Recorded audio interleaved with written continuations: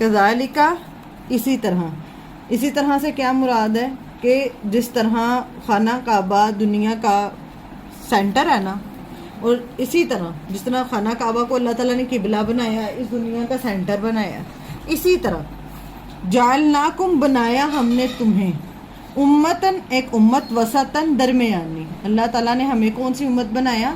दरमियानी कैसे? अब यहाँ पे मुराद ये है कि एक तो से लेके ये आदम से लेके तो अल्लाह के नबी सल्लल्लाहु अलैहि वसल्लम तक जो थे सारे अम्बिया आते गए और अम्बिया आके बताते गए। हर दौर में अल्लाह ताला हर कौम के पास नबी भेजता था, किताब भेजता था, वो आते थे आके बताते थे।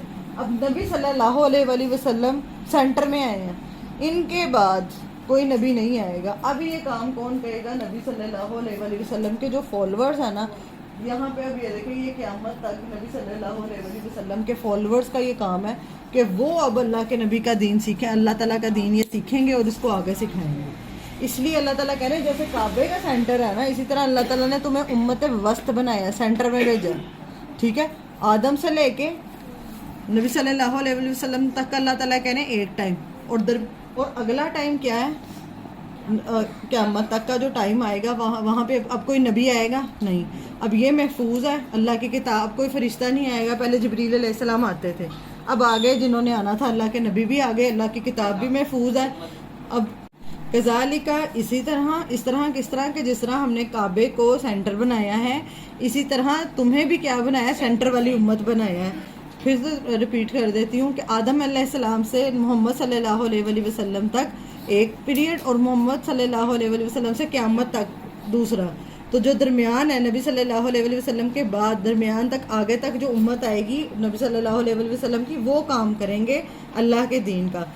अच्छा, ये यहाँ पे हम बात कर रहे थे लितकून शुहदा अलन्नास, ताकि तुम हो जाओ गवाह लोगों पर। गवाही से क्या मुराद है?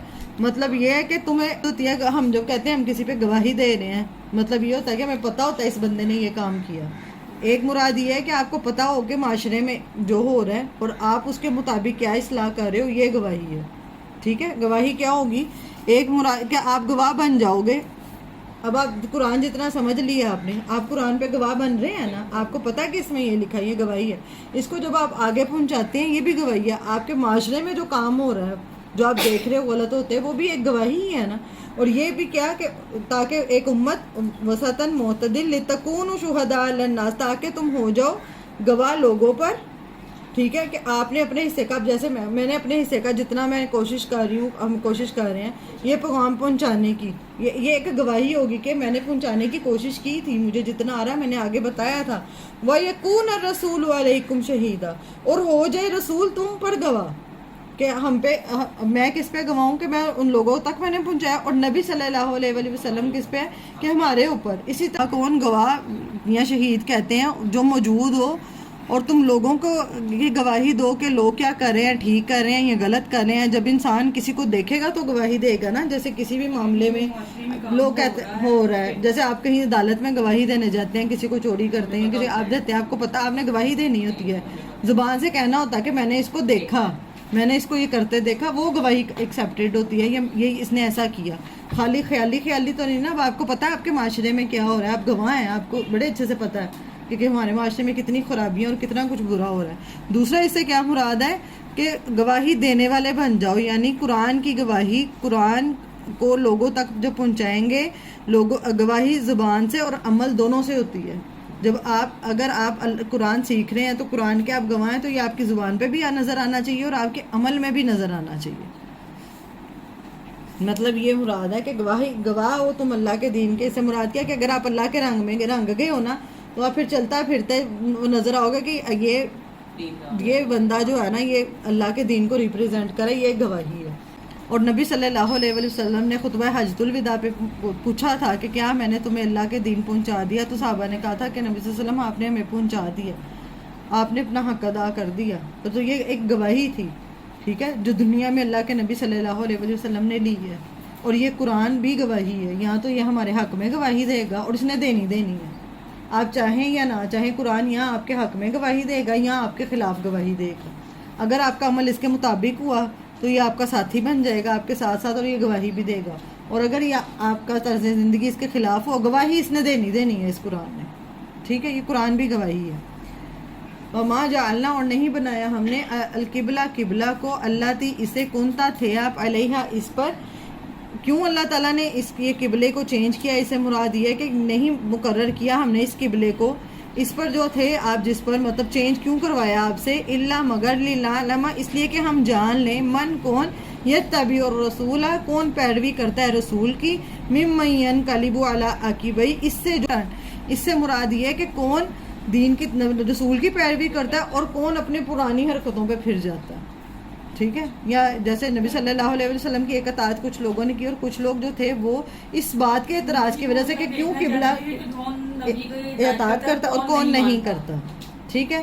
وَإِن كَانَتْ لَكَبِيرَةً إِلَّا عَلَى الَّذِينَ، اور بلا شبہ کانت وہ تھا، لَكَبِيرَةً البتہ بہت بھاری، سب پہ بہت بھاری یہ حکم تھا، الا مگر علی الذین، ان لوگوں پر، ہدی اللہ، جنہیں ہدایت دی اللہ نے، کہ قبلہ تبدیل کرنا کیا تھا، بہت بھاری حکم تھا۔ جیسے اب ہمیں بھی آج ہم بھی اپنا جائزہ لیں گے کہ میں نے آج اپنا قبلہ تبدیل کرنا ہے، تو یہ حکم تو بھاری ہے، اس کے لیے تو کافی کچھ چھوڑنا بھی پڑے گا، کافی کچھ چینج بھی کرنا پڑے گا، تو بھاری تو ہے، مگر کس پہ؟ جس کو اللہ تعالیٰ ہدایت دے دے۔ مَا كَانَ اللَّهُ، اور نہیں اللہ، لیُضِيعَ، کہ وہ ضائع کر دے، ایمانکم، ایمان تمہارا، ان اللہ بالناس لرؤوف الرحیم، اور بے شک اللہ لوگوں کے ساتھ البتہ بہت شفقت کرنے والا اور رحم کرنے والا ہے۔ اس سے مراد یہ ہے کہ اللہ تعالیٰ ضائع نہ کر دے۔ اب جن لوگوں نے 18 ماہ تک یروشلم کی طرف منہ کر کے نماز پڑھی، انہیں یہ احساس ہوا کہ کہیں ایسا تو نہیں کہ ہم نے جو نمازیں پڑھی تھی وہ ضائع، تو کیا ہمیں اس کا اجر نہیں ملے گا، وہ تو ہم نے پھر اس طرف منہ کر کے، تو یہ وہ بات ہے کہ اللہ تعالیٰ تمہارے ایمان کو ضائع نہیں کرے گا۔ یہاں پہ ایمان کس کو کہا ہے اللہ نے؟ سوچیں ذرا، لکھے نیچے اس کے، یہاں پہ اللہ تعالیٰ نے ایمان کہا ہے، نماز کو ایمان کہا ہے اللہ نے۔ تو اگر ہماری نمازیں ہی ٹھیک، یہاں پہ دیکھیں، وَمَا كَانَ اللَّهُ لِيُضِيعَ إِيمَانَكُمْ، اور نہیں ہے اللہ کہ ضائع کر دے ایمان تمہارا۔ آ سکتا تھا نا کہ صلاۃ آ جاتا کہ صلاۃ تمہاری ضائع نہ کریں، یہاں پہ اللہ تعالیٰ نے نماز کو ایمان کیوں کہا ہے، یہ میرا آپ سے سوال ہے، یہ ہم کل اس کے بارے میں بات کریں گے، آج یہیں تک کرتے ہیں۔ ان اللہ بالناس لرؤوف الرحیم، اور بے شک اللہ تعالیٰ لوگوں پر یقیناً شفیق اور نہایت رحم کرنے والا ہے۔ تو سب سے پہلے ہمیں کیا کرنا ہے، اپنی نماز، یہ جو قبلہ بھی چینج کرنا ہے، اس میں بھی سب سے پہلے ہماری کیا آ جاتی ہے، نماز۔ اگر ہماری نماز ٹھیک نہیں ہے، یا نمازیں قضا ہو رہی ہیں اور ہمارے دل پہ کچھ بھی نہیں ہو رہا، تو یہ بہت بڑی خطرے کی علامت ہے، بہت بڑی، کہ اگر اور ہم نے اپنا کو چیک کرنا ہے کہ ہم سمجھتے ہیں ہمیں بڑا کچھ آ گیا، ہم بڑے نیک ہیں بڑے، تو کیا چیک کرنے کی ضرورت ہے؟ اپنی نماز آپ کی ایسی ہے کہ نماز ٹھیک ہے، نماز چیک لسٹ اللہ تعالیٰ نے دے دی ہے، تو نماز ٹھیک کرنے کی ضرورت ہے۔ اور نماز میں کیا کیا ہم کرتے ہیں، رکوع کرتے ہیں، سجود کرتے ہیں، تو اپنے آپ کا اس میں صرف قرآن کی تلاوت بھی، کیونکہ کئی لوگوں کی تجوید نہیں ہے، پڑھتے آ رہے ہیں، وہی پکا ہوا ہے۔ بالکل، تجوید کو ٹھیک کرنا، یا کم از کم پڑھنے کی طرف تو آئیں، کئی تو پڑھتے ہی نہیں ہیں۔ اگر فجر جا رہی ہے تو چلی جائے، عشاء جا رہی ہے تو چلی جائے، نمازوں کا نہیں ہے، عصر قضا ہو رہی ہے تو ہو جائے۔ یہاں جب پڑھنی ہے، یہاں جس وقت پڑھنی ہے تو اتنی جلدی پڑھنی ہے کہ فل 200 کی سپیڈ سے نماز پڑھ کے تو فٹافٹ اٹھ جانا ہے۔ یا باقی کام آپ سارے، جو میں نے آپ کو گروپ میں ویڈیو بھیجی تھی کہ اینٹیں بھی اٹھا لینی ہے، کندھا بھی ٹپ جانی ہے، سارا کچھ کر لینا، لیکن نماز بیٹھ کے پڑھنی ہے۔ کارپیٹ صاف کرنے ہیں، گھر سارے دھو رہی ہیں، سارے کام کرنی ہیں، پر نماز کیا کریں گی؟ بیٹھ کے پڑھیں گے۔ تو ہمارا سب سے پہلے جب آپ اپنا قبلہ پہلے تو اپنا دیکھنا ہے، آج کا کوشچن ہے کہ میرا سینٹر آف دی لائف کیا ہے اور میری نماز کیسی ہے۔ پھر اس کے نماز کے بارے میں انشاءاللہ میں کل آپ سے ڈیٹیل میں بات کروں گی کہ ایسے کون سے طریقے ہیں جن کے ساتھ آخری وقت تک، چاہے اللہ تعالیٰ ہمیں زندگی دے، کون سے طریقے ہیں کہ آخری وقت تک ہماری نماز، رکوع، سجدہ سب کچھ ٹھیک طریقے سے ہم ادا کر سکیں، کل کریں گے انشاءاللہ۔ سبحانک اللہم و بحمدک، نشہد ان لا الہ الا انت، نستغفرک و نتوب الیک۔